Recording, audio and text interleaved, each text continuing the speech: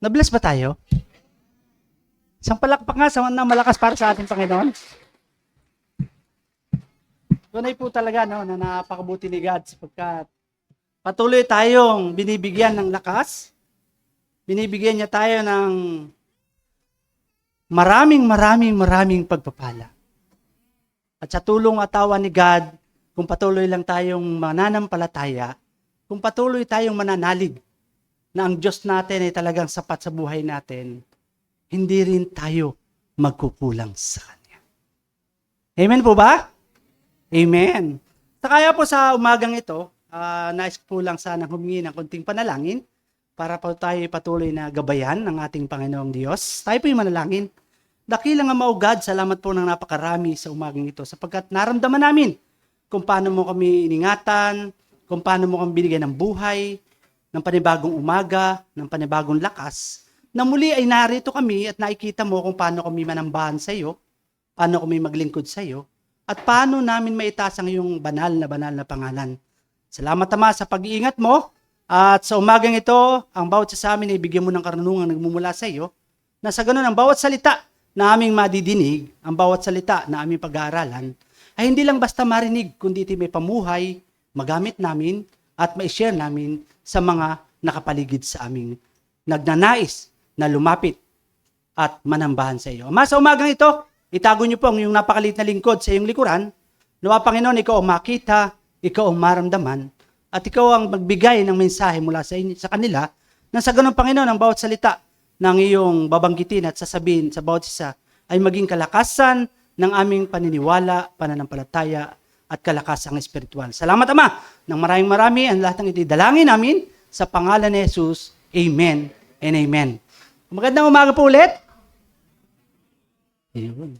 Alam niyo po, ang sarap ng pakiramdam na kapag yung mga kapatid mo sa pananampalataya, kapag nakatingin sa iyo, nakangiti. Di ba? Ang sarap ng nakangiti siya pag tumingin. Hindi naman pakyut, pero may ngiti sa puso. Ha? Kaya po sa umagang ito, ang nais ko pong ihatid na mensahe ay, sino po nakatatanda ng tema natin sa buong month of November? Siguro po yung unang nagmensahe sa inyo dito ay ibinigay kung anong team natin. Sino nakatatanda? Yung team natin. Sino nakatatanda? Di ba? Ano ngayon? November? Anong date ngayon? 23. Natatandaan natin yung date, pero yung pinag-aaralan nakalimutan. Nahay! Dapat tandaan natin, no? Ano nga po yun? Yun! Grateful hearts. Faithful?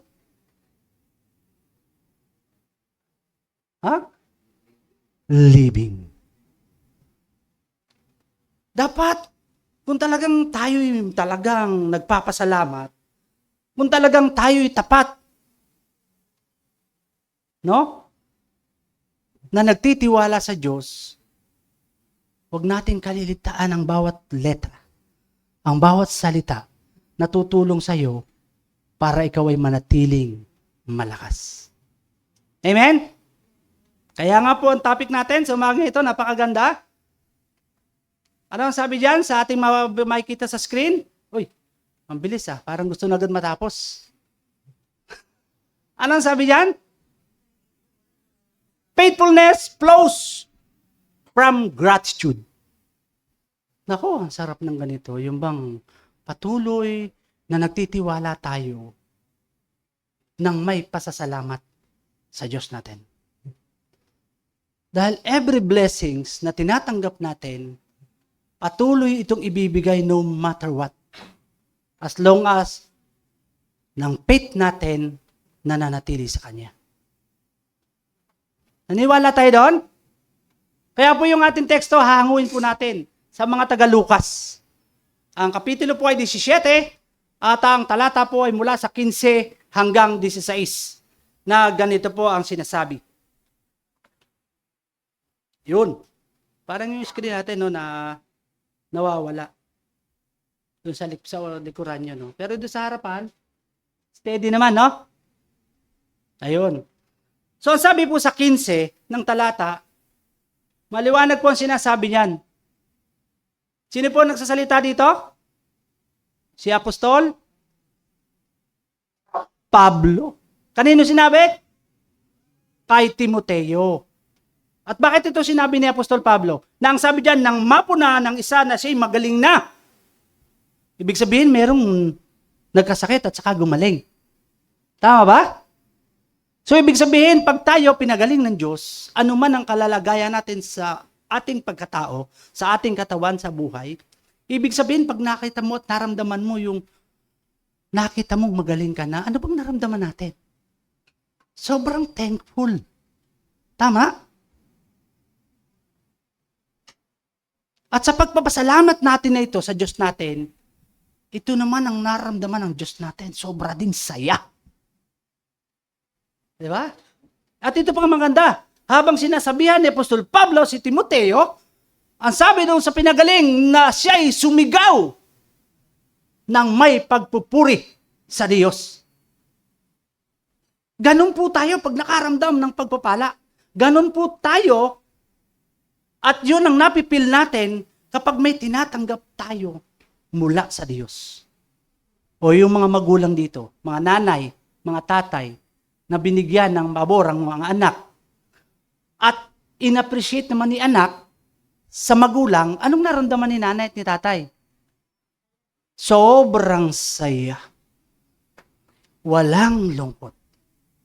Puro ngiti. Magbakit kayo paminsan-minsan para mawalangin yung stress. No? Para pag itinag nyo sa Facebook, maganda yung dating. No? Di ba? Sarap. Lalo't ang itinatag nyo ay para sa Panginoon. Hindi para sa iyo. Pag nagtag tayo sa Facebook, huwag yung mukha natin yung pinakamaganda. Kailangan kung anong nakasulat. Na ang binibigyan natin ng kapapurihan ay hindi yung mukha natin. Ang binibigyan natin ng katugunan ay kung paano mo ipinakikita ang iyong pananampalataya sa Diyos. Amen? Kaya nga po ang sabi sa sunod, sa 16, napakaliwanag na nagpatari pa siya sa paanan ni Jesus at nagpasalamat. At ano pa ang sabi niya? Ang taong ito ay isang Samaritano. Dilingid sa inyo, at saka baka yung iba hindi na alam kung ano nga ba itong Samaritano. Bibigyan lang natin ng konting kapaliwanagan. Sa panahon po ng mga nakaraan, ang Samaritano po yung tinatawag na hindi talaga mananampalataya. Tama po ba?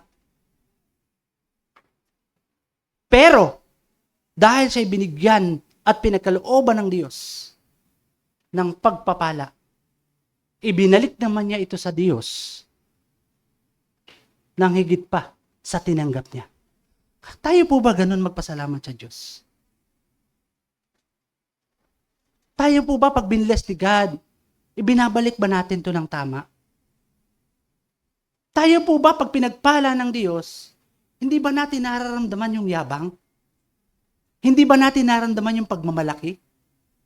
Kundi ang naramdaman ba natin ay yung tunay na binless ako ni Lord, pasasalamatan ko si Lord. No? Napakasarap po sa isang kagaya natin na patuloy na pinagpapala. Gaya ng isang Samaritano, gagawin niya ang lahat para mabigyan niya lang ng kapurihan ang Diyos natin. At maipakita sa lahat kung paano siya binless ni Lord. Amen? Kaya nga po sa pagpapatuloy, ang sabi sa ating introduction, true faithfulness begins and flow with the heart if we remember how good, gracious God has been. Ang sabi nga, we have to recognize every blessings to us. Ano man ang tinatanggap nyo sa buhay nyo na galing o mula sa Diyos, dapat bigyan natin ito ng may pasasalamat. Ang sabi nga dyan, ang ibinibigay sa atin sa araw-araw ay ano? buhay. Paggising mo pa lang sa umaga, na nagising ka, napakalaking blessing po yan sa buhay natin. Pagkatapos, binigyan ka pa ng forgiveness. Dahil lahat tayo araw-araw, dilingid na tayo nagkakaroon ng pagkakasala. Yun nga lang minsan tumingin tayo, may nakita tayong di ginawa ng maganda ng kapwa natin, agad-agad nagkakaroon tayo ng judgment. Tama ba yan? Malimit. Hindi lang minsan, no? Kasi, ang isang tao, pag nagkamali, hindi na tinitingnan ng iba kung ano yung ginawa niyang kabutihan. Mas nakita niya yung maling ginawa kaysa sa 1,000 na kabutihang ginawa ng tao. Ganyan ang tao. Masyadong judgmental. Hindi niya iniisip na tayo, hindi naman talaga ganong kaperpekto. Nagkakasala tayo at nagkakamali. Pero hindi dapat tayo maging judgmental. Ibigay natin at isipin natin na ang isang tunay na lingkod ng Diyos ay hindi dapat nagkakaroon ng ganyong kaisipan. Dahil ang Diyos natin, pag nagkasala tayo, anuman ang iyong kasalanan, maliit man o malaki, once na ito hiningi mo ng kapatawaran, patatawarin tayo. Kahit nga nagkakasala na tayo, nandun pa rin, binibless pa rin tayo. Kasi ang gusto ng Diyos, i-challenge tayo doon sa mga blessing na binibigay sa atin. Ang sabi nga, i-bless kita. Kasi alam ko, sa pagbibigay ko ng pagpapala sa iyo, magbabago ka rin. At sa pagbabago mo na ito, ipakikita mo naman sa Kanya, yung ibabalik mo sa Kanya. Na, ay, ang ganda naman na binigay na akin ni Lord. Pag pray ko sa sarili ko, magbabago na ako. Gagawin ko na lahat. Ibibigay ko na lahat kay Lord. Kasi, ang sabi diyan, all is comes from Him. Gratitude naturally fills our heart. So lahat ng nakikitang ibinibigay nyo sa inyo ng ating Panginoong Jesucristo, dapat maramdaman ninyo. Minsan binigyan ka ng pagsubok, hindi ko mo binigyan ka ng pagsubok, yun na ang katapusan. Kasi hindi naman puro blessings. 'Di ba? Dapat meron din challenging. Dapat may challenge din, no? Hindi pwedeng puro sarap. Hindi pwedeng palaging masaya. Wala na mangyayari sa'yo, baka tumawa ka lang tumawa. Wala nang challenge kasi ito lagi namang maganda. Ganito na lang ako. O di wala nang challenge, parang hindi mo na feel kung ano pala talaga ang tunay na pamumuhay ng isang tapat at tunay na Kristiyano. Na may pasasalamat, may pagtitiis. Di ba? Dapat ganun tayo. Kailangan, kung na-challenge man tayo sa pagsubok sa buhay, hindi yun ang katapusan. Ang sabi nga, yan pa yung simula kung paano ka uli babangon at lalakas. Wala namang exemption eh. Lahat tayo dadaan doon sa ganong sitwasyon. Dahil ito pong tinatayuan ng inyong dalawang paa, ito yung processing ground. Naniniwala tayo doon? Ito yung processing ground kung paano natin lalabanan, kung paano tayo mamumuhay ng may pananampalataya at may tapat na pasasalamat sa Diyos. Kaya nga ano man ang tinatanggap natin sa buhay, blessings, problems, temptations, you have to thank Him, God. Kasi lahat naman, binigyan ng pagsubok. Even yung mga apostol na sumulat ng ating banal na kasulatan, even Jesus Christ. Sinubok din siya, di ba? Para makita kung gaano ka katapat sa Kanya, doon sa Diyos Ama. Kaya nga mas maganda rin talaga yung isang bagay na, ang sabi nga, yung pinaghihirapan mo kasi worth. Dahil pag pinaghihirapan mo, talagang pag-iingatan mo. Tama? Tingnan nyo yung mga cellphone nyo. Bago? Luma. Pero bakit hanggang ngayon, pinipilit yung ingatan at itago sa bulsa nyo? Kahit basag na yung screen, iingatan nyo pa rin yung cellphone. Bakit? Bakit? Kasi hindi ka na makakabalita ng chismis. Ang daming chismis dun sa cellphone. Tama ba? Hindi ka na nalilibang kasi wala ka nang i-scroll. Tama? Pero bakit iniingatan mo pa rin kahit puro kasalanan yung nakikita mo ron? Kasi libang na libang ka. Pero yung magpasalamat sa Diyos na binigyan ka, ayun lang, thank you Lord. Tapos balik ulit sa cellphone, tingin na naman, oy, ang ganda naman, sana all. Nagpunta sa Hong Kong, ay, sana all. Di ba mas masarap yung, ay, nandun si Sister Joy, nandun sa gawain. Sana all.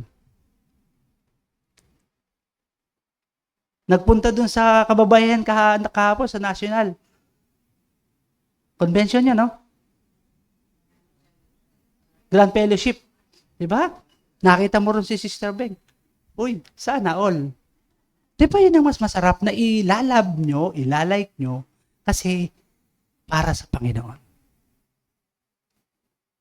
Pero hindi ko sinabing hindi nyo ilab yung ibang bagay, no? Kaya lang siyempre magkaroon tayo ng mga priorities.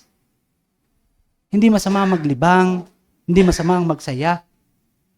Pero dapat kaakibat noon yung may pasasalamat sa Diyos. Kasi pag naka-mindset tayo sa ganun, parang hindi na tayo magkakasala. Tama ba? Kasi naka-mindset ka sa God natin . Parang hindi mo iisipin gumawa ng mali kasi ang lapit mo sa God. Ang sarap ng pakiramdam. Dito, sa oras na ito, nandito tayo ngayon. Naramdaman niyo ba ang problema? No. Yung mabigat? No. Yung mahirap? No. Pero yung masaya at masarap, feel na feel nyo ngayon because of the Holy Spirit ng Diyos ngayon nasa ating lahat. And it's just because of your faithfulness na lumadaloy na pagpapala sa iyo, ito ngayon ang nararamdaman natin. Ang sarap maglingkod sa Diyos. Amen? Ganun pala. Kapag ang God ang kasama mo, ganun pala. Kapag God ang pinagtitiwalaan mo. Parang ang daming dumaang problema, masakit, mahirap, mabigat, pero bagang kasama mo ang God natin, lahat yan pagagaanin at bibigyan ka ng wisdom ni Lord. How to overcome all trials and problems in your life. Tama?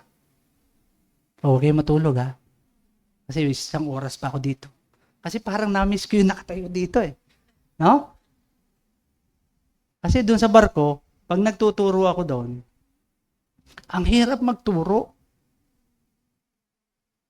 Kasi hindi kagaya ng kaunawaan ng dating mga Kristiyano na kapag nakarinig ng salita, nandun yung eagerness.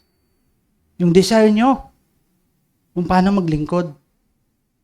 Doon kasi parang magmamakaawa ka pa. Sige, nali ka na rito. Isang oras lang. Hindi ka naman mababawasan. Pag nakarinig ka, pagpe-pray pa kita. Pero dito, tingnan nyo, kusa kayong pumunta dito. Di ba?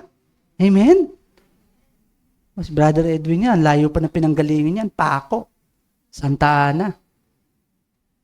So dito, lang tayo sa Imos, late pa. No?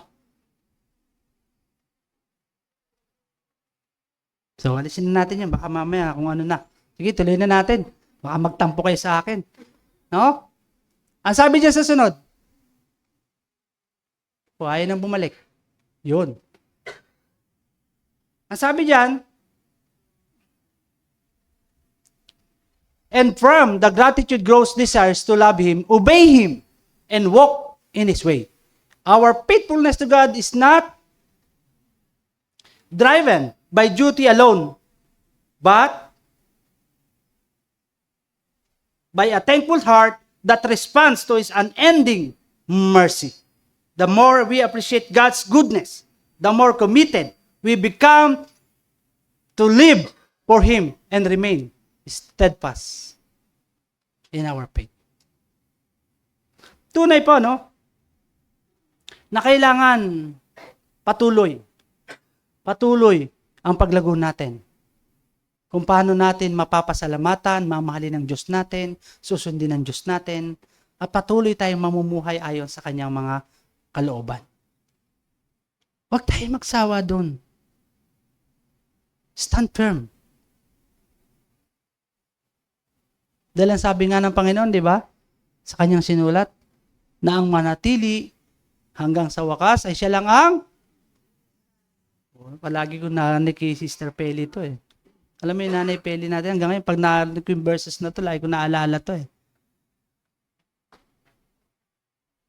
Kasi ang sarap talagang pakinggan eh, no? Na kung mananatili tayo sa Kanya, wala tayong ipangangamba. Hindi tayo mahihirapan. No? Kaya nga sabi, faithfulness rooted in thankfulness leads to joyful service and life that glorifies God. Yan po yung sinabi sa mga taga-awit, chapter 100, verses 2 to 4.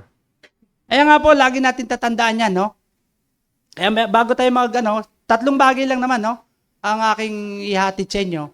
Dahil napakahaba ng aking introduction, kasi talagang nakakamiss dito, no? Sabi diyan, bago tayo magsimula, ng aking idadagdag na mga keys. Ang sabi niyan, how does gratitude flows? Faithfulness influence in your obedience. Paano nga ba? Tanungin natin ang sarili natin. Huwag na yung katabi. Kasi baka mamaya sikuhin ka niyan pagka nagkamali ka ng sagot. O nagkamali ka ng tanong. Ngayon sa sarili natin, tanong natin sa sarili natin, how does gratitude flows? Faithfulness influence in your obedience. May mga idea na kayo? Nasa isip nyo na? Sige, itago nyo na lang. Hindi, gamitin nyo. Kung ano man yung nakikita nating kautusan, kung paano tayo makakapagpasalamat ng tapat sa Diyos natin, ipamuhay natin. Kasi yun po yung tutulong sa'yo kung paano ka makakapamuhay ng tama at patuloy nagpapalain ng Diyos natin.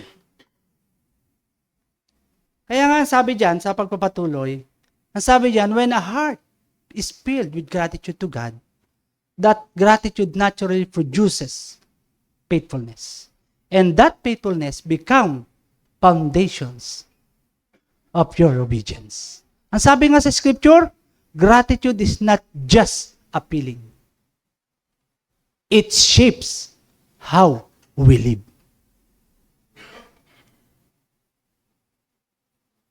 Naniniwala tayo doon?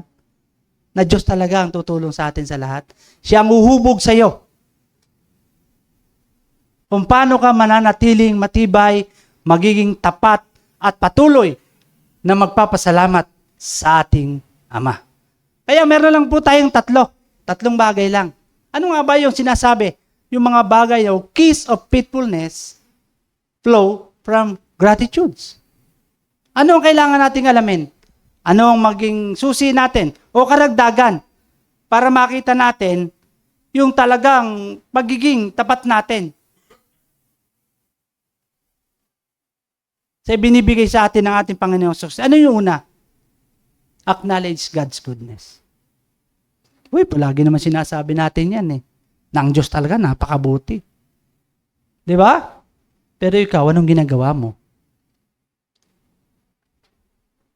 Alam natin, ang karakter ng God natin, sobrang dami, na napakabuti, na pwede natin gamitin. Ikaw, anong ginawa mo? Anong ginagawa natin sa araw-araw? Pero alam natin, grabe yung goodness ng God. Napakabuti ng God. Dapat, pag alam natin yung kabutihan ng Diyos, dapat, nasa iyo rin yun. Ginagawa mo din yun. Hindi mo sinasabi lang, kundi ipinamumuhay. Kasi hindi ka magbabago kung hindi mo to gagawin at susundin. Dahil ang sabi nga dyan, acknowledgement of God's goodness is not just saying God is good. Hindi mo pa pwedeng sasabihin lang natin, pag binigyan tayo, mabuti ang Diyos, God is good. Di ba, ganyan lagi sinasabi ng tao pagka may magandang nangyari binigay sa atin, yung kabutihan ng Diyos. Pinagaling siya, binagpala siya, yes, God is good all the time. God is good all the time. Glory to God. Di ba, yun laging sinasabi natin, yung saying natin. Sa tingin nyo, yun na lang ba yung karapat-dapat na gawin natin pag sinabi natin o pag binigyan tayo o nalaman natin ang kabutihan ng Diyos? Hindi. Kailangan pag sinasabi natin God is good, ginagamit ka ng Diyos dahil sa'yo mabuti, dahil ikaw, pinamumuhay mo kung anong kabutihan ng Diyos.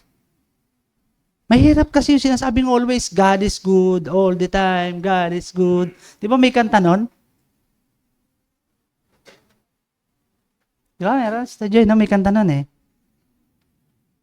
Kailangan, pag alam natin yung kabutihan ng Diyos, kung ina-acknowledge natin yung kabutihan ng Diyos, dapat, ang sabi dyan, but it is a lifestyle of recognition, gratitude, proclamations, and obedience. Ang sabi nga, when you see His hand in your life, thank Him and tell others and live in a way that honors Him. Dapat kung anong ginagawa mo, sinasabi mong kabutihan ng Diyos, yung ginagawa mo, dapat kalugod-lugod din sa Diyos. Yung sinasabi mo, kalugod-lugod din sa Diyos. Yung ipinamumuhay mo, kalugod-lugod din sa Diyos.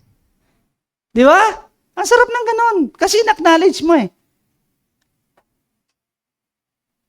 Hindi yung sinasabi lang natin, God is good all the time. Di ba? Dapat ganun ang ano natin, pamumuhay natin. Dahil ang sabi po, ang sabi sa application, shares God's goodness with others and cultivate a heart of gratitude. Ang sabi diyan, ibahagi ang kabutihan ng Diyos sa iba at linangin. Pag sinabi bang linangin, cultivate. Alin? Kung lilinangin natin yung puso natin nang may pagpapasalamat sa Diyos, wala na tayong gagawin kundi papurihan siya. Di ba? Kasi nga sabi diyan sa Santiago 1:17, dinagdag natin, no?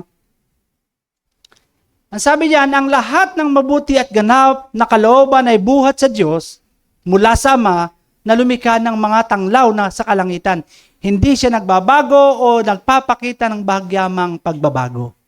So, ibig sabihin, kung ang Diyos natin na ganyan ang ginagawa sa atin at nakikita natin dahil napakabuti niya, napakapagmahal niya, lahat binibigyan niya sa atin, dapat ganun din tayo. Kung ano yung ginagawa natin, ginagawa ng Panginoon, dapat ito na ang ginagawa natin. Ito na yung ginagawa mo. Na kahit anong parte ng buhay natin, maliit man o malaki, nasan man tayo, daladala natin, yung ipinakikita natin yung pagbabago natin. Walang nagbabago at walang dapat mabago. Dahil lingkod na tayo ng Diyos. Naku, ang iksi na po ng buhay, di ba? Tama? Ang daming kalamidad nang nangyari. Ang daming problemang nangyari. Dito na lang sa sunod-sunod na kalamidad, di ba? Sino yung nakaramdam ng kalamidad na ito sa mga nagdaang araw? Nung nakaranas ng baha. Sino? Wala, no? Yung nakita ko, yung tinag ni Sister Beng, sa kanila may binaha.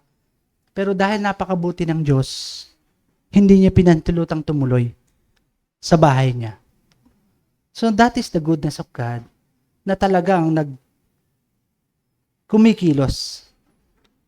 Dahil nung time na nangyayari yon, nandun yung faith mo. Hindi lang yung faith mo kumikilos doon, kundi yung prayer mo, yung paghingi mo. Na huwag kanyang pabayaan. And because of God's goodness, hanggang doon na lang yung baha na yon. Hindi na tumuloy. Dahil ganun magmahal ang God natin. So ano man yung nararanasan natin ngayon sa buhay, ano man ang problema mo ngayon sa buhay, manatili ka lang. Huwag kang bibitaw. Dahil napakabuti ng Diyos. Ano man ang nararamdaman mo ngayon, God always provide. Nawala kayo? Parang naantok na kayo Ha? Di ba ang sarap? Na naramdaman natin na may problema tayo pero hindi tayo pinagkukulang ni God. Nagkakaproblema na tayo pero nandyan ka pa rin. Hindi ka bibitaw. Dahil pag bumitaw ka, mas lalo ka magkakaproblema. Sino pa ang tutulong sa'yo? Kung ikaw mismo hindi mo tinutulungan ang sarili mo. Hindi man lahat ng bagay na hinihingi natin outright ibibigay Mga-offer na lang yung mga mayayaman na material ang kailangan. Pero yung mga personal na necessities natin, hindi instant nandyan agad pag hiningi mo. Lalo na in health and in life. Hindi ganun kabilis. Pero si God, napakaganda ng plano sa'yo. Manatili ka lang. At tingnan mo ang kabutihan niya. Walang imposible, tama? Amen? So sige, tuloy natin para mas lalong humaba. Ayun. Ano ang sabi dyan? Regularly thank God for His blessings. Both big and small. Patuloy lang. Sige lang. Huwag kang magsawa. Sabi nga sa napanood ko, sige lang. Kembot mo lang. Makikita mo yan. Daanin mo sa kembot. Pero hindi kembot na sasayaw ka Yung pananampalataya natin, pagkilusin mo.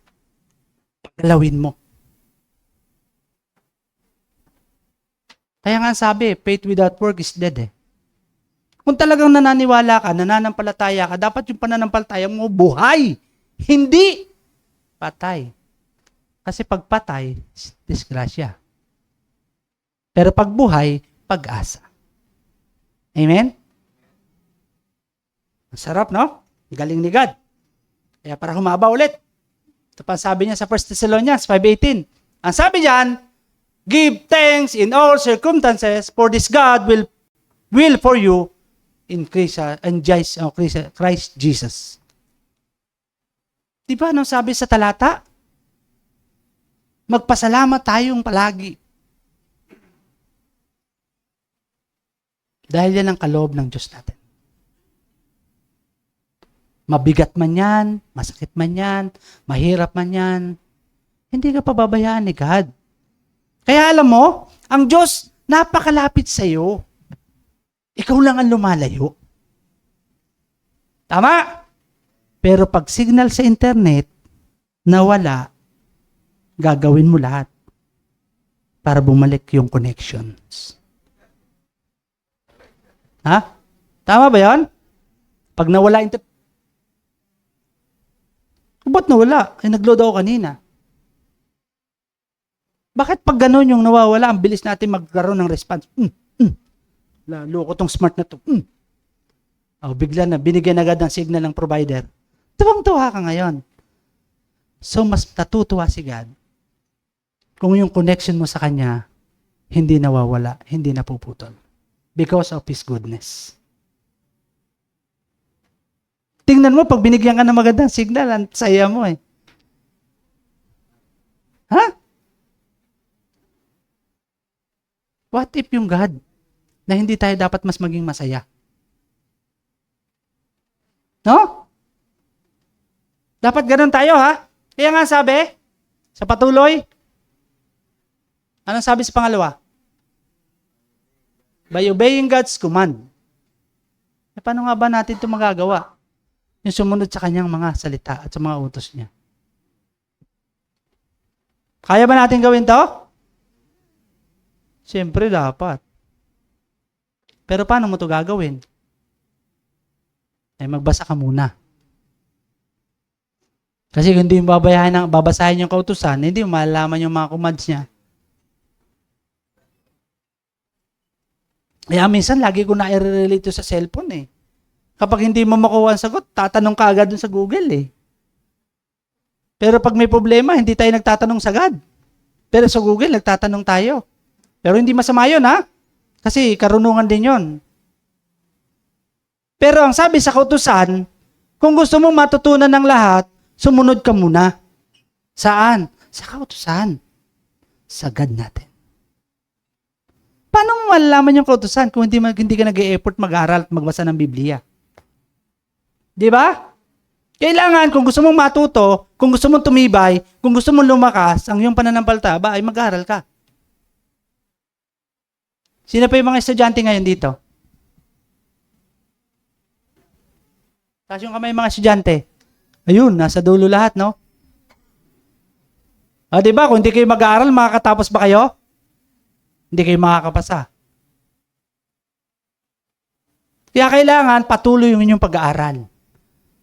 Lalo na't iginagapang kayo ng inyong mga magulang sa hirap.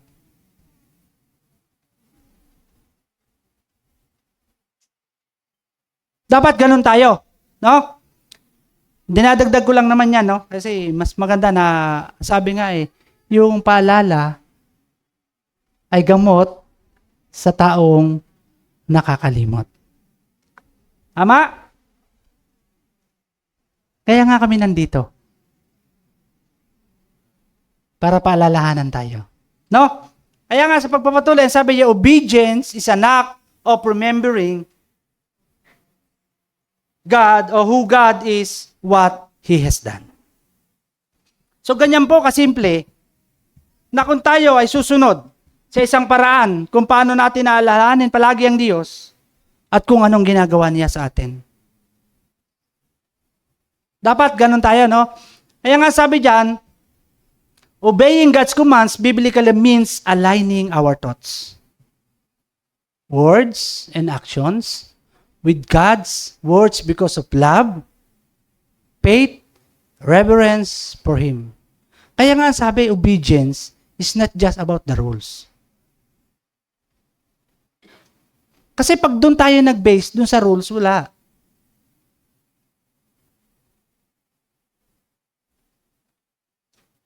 Kailangan, kapag talagang sumusunod tayo, kung ano ang sinasabi ng God. Kung ano ang sinasabi ng kautusan na dapat nating ipamuhay. Dahil ang sabi nga dyan, it reflects a heart that trusts and honor God's. Amen? Yun. Kaya sa pagpapatuloy ulit, ang sabi dyan, obedience begins with understanding what God expects of us. Simple lang, no? Ang dali lang naman sumunod. Pero bakit hindi natin magawa? Kaya nga, may kanta rin yun eh. Gusto kong sumunod, pero di ko magawa. Diba? Gusto kong sumunod, pero di ko magawa. Di mo, rap na rapper na tayo ngayon. Bakit kaya nila kinompose tong kanta na to? Kasi maraming matigas ang ulo. Ipinababatid ng kantang ito na kailangan sumunod na tayo. Kasi baka mahuli tayo doon sa pangako ng Diyos. Ang sarap pa naman ang pangako ng Diyos sa atin. Di ba? Kaya nga sabi, sa Psalms 119:105, your word is a lamp to my feet and a light for my path. Napakaliwanag po, no? Na sinasabi na ang salita ng Diyos, kung susundin natin, ay magiging tanglaw natin. Hindi lang tanglaw, patnubay sa lahat ng ating dinaraanan. At yung liwanag na yan ang tumatanglaw sa iyo sa iyong paglalakbay bilang isang tunay at ganap na Kristiyano. No? Sige, ito naman. Tingnan natin yung application. Ano sabi sa application? Make decisions that honor God even when no one is watching. Ang sabi nga dyan, anong sabi dyan? Choosing honesty, purity, patience, compassion, because you love Him. Kung talagang gusto mong sumunod sa Diyos, kailangan mahalin mo siya. Kautusan yan eh. Great commandments. Ibigin mo ako ng higit sa lahat.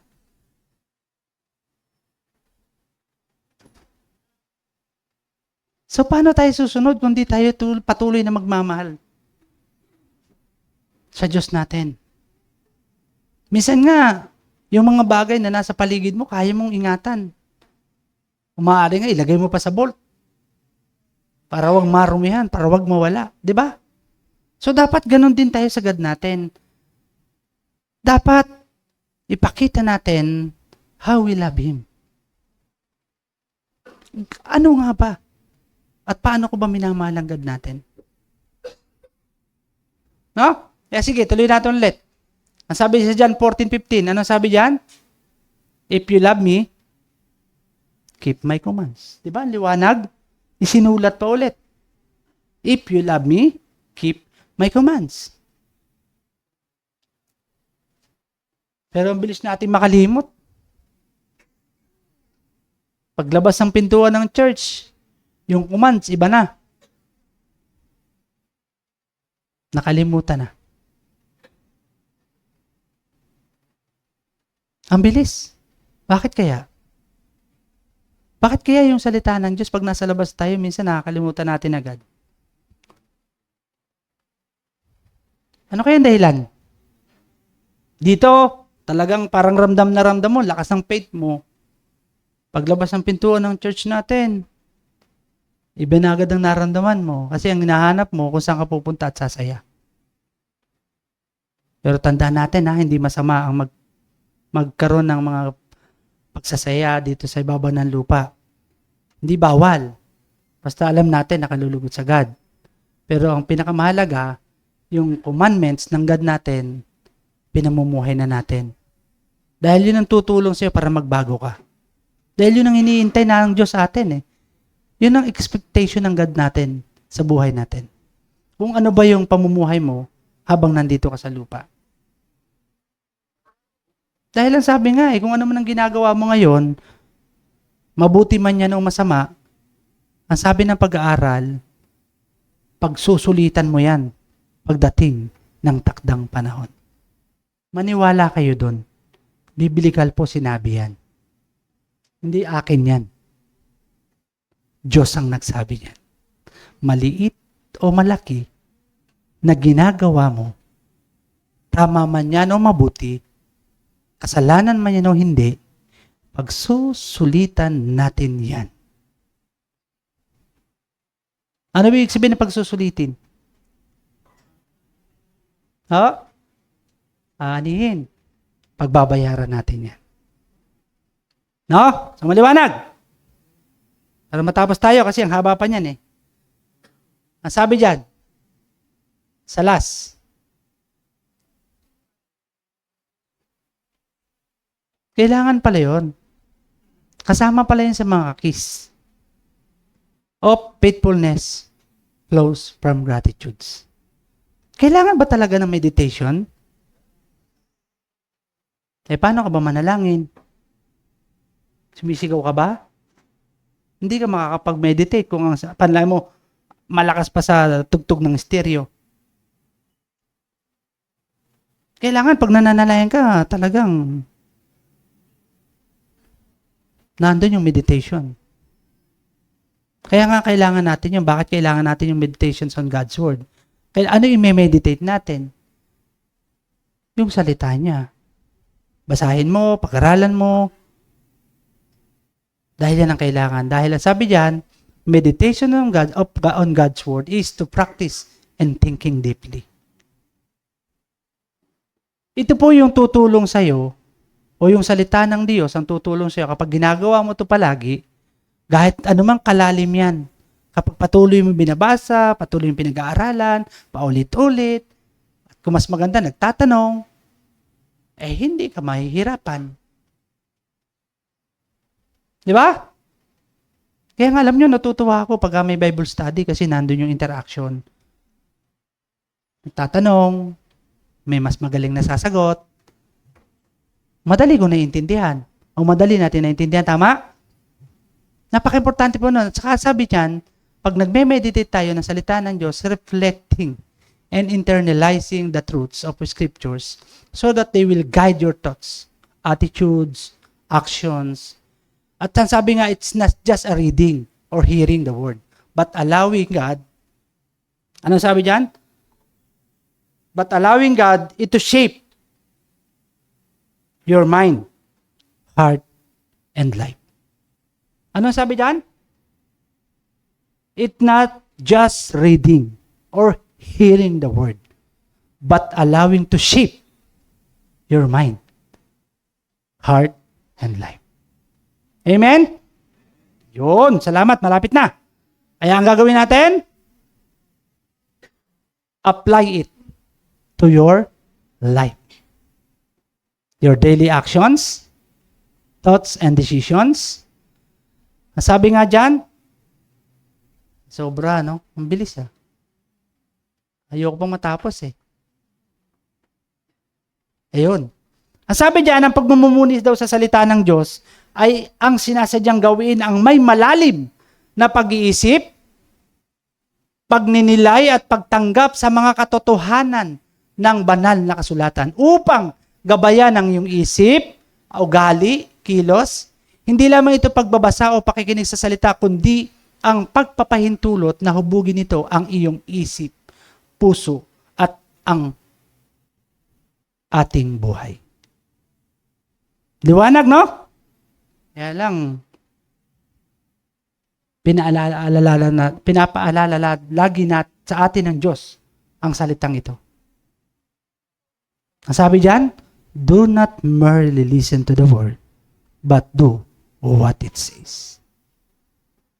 Biblical sinabi, no? Biblical sinabi, napakaliwanag. Ang sabi diyan, mamuhay kayo ayon sa salita, kung ito'y pinapakinggan lamang ninyo, ngunit hindi isinasagawa. Anong sabi dun sa pinakadulo niyan? Dinadaya ninyo ang inyong sarili. Naku, nakakatakot yun. Napiling good boy, good girl. Talagang, ay, Kristiyano ako. Hallelujah.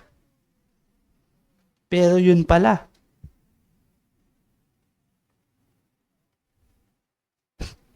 Nagtatago sa dilim. Puro pakitang tao lang pala. Putim. Parang napag-aralan namin yun isang araw nung Friday, yung putim na yun.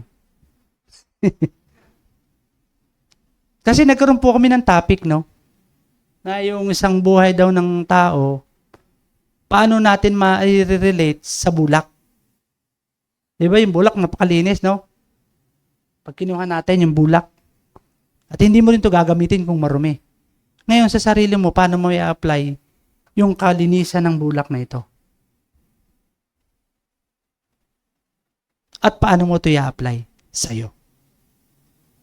Kaya minsan, ang sagot, nakakatuwa. Yung iba, sabi niya, yung kalahati marumi, yung kalahati malinis. Kaya nga putim. Kaya tawanan kami. Kaya pag may time kayo, attend kayo ng Bible study namin doon sa S3, sa Seron. Lahat po, opinion. Tama po ba mga kapatid?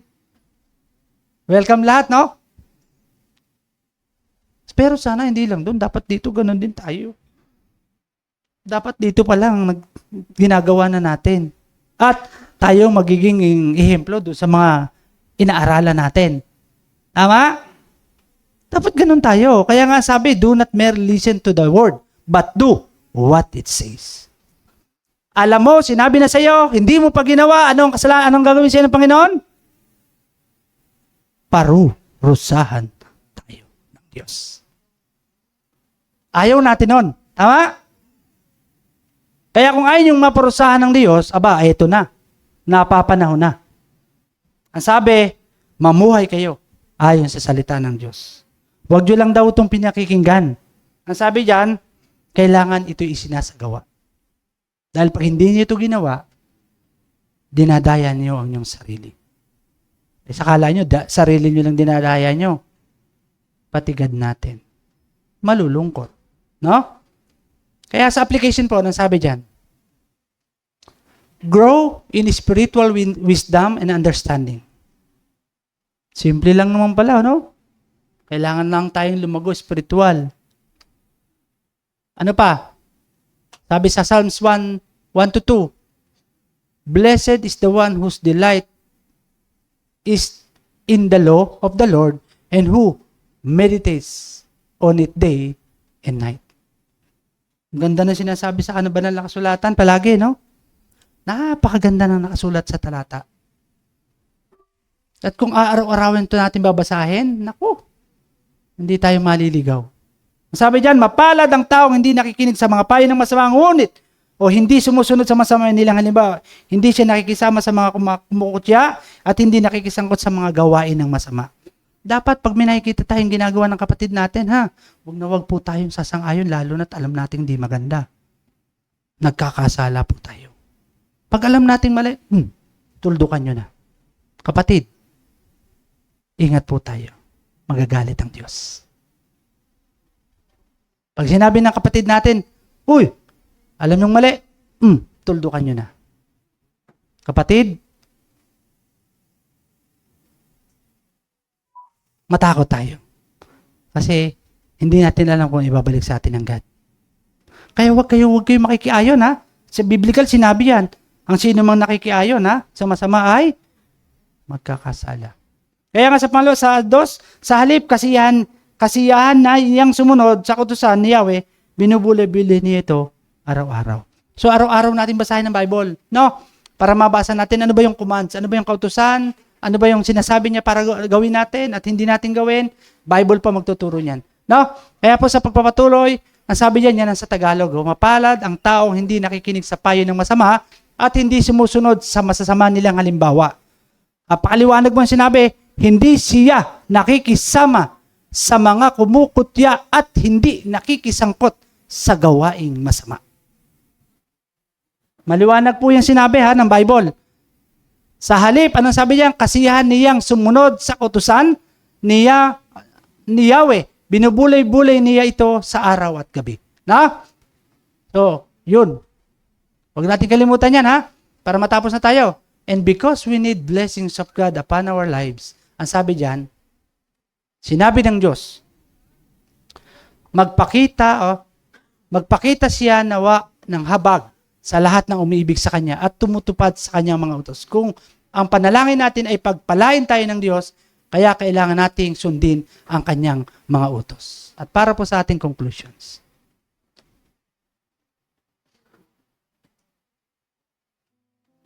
Ang sabi po dyan, faithfulness is the natural fruit of heart filled with gratitude. When we remember God's goodness, acknowledge Him as the source of all blessings and reflect Him on His mercy. And our heart responds with obedience, love, steadfast commitment. Ang sabi nga sa scripture, anong sabi diyan? Shows that gratitude leads to joy, perseverance, and faithful living. So napakaliwanag po na sinasabi ng pag-aaral na ang ibibigay sa iyo ay kasiyahan, perseverance, and faithful living. No? Maliwanag na sinasabi sa 1 Thessalonians 5:18. At magpasalamat kayo sa Diyos sa lahat ng mga pagkakataon sapagkat ito ang kalooban ng Diyos para sa inyo at sa inyong pakikipagkaisa kay Kristo Jesus. Maliwanag din po sinasabi sa 14 John 15, kung iniibig ninyo ako, tuparin ninyo ang aking mga tinuturo. Sabi sa 16, idalangin ninyo ako sa Ama upang kayo'y bigyan niya ng isang tagapagtanggol na magiging kasama nyo magpakailanman. Sana po, nawa, ang lahat po ng ating pinag-aaralan, para makita at maramdaman ng Diyos natin how faithful we are, at kung paano natin may bibigay ang tunay at tapat na pasasalamat sa Kanya, you have to obey His commands. Wala naman pong iba na ipinag-uutos ang Diyos natin, kundi ibigin siya, sundin siya sa espiritu at katotohanan. Maraming salamat.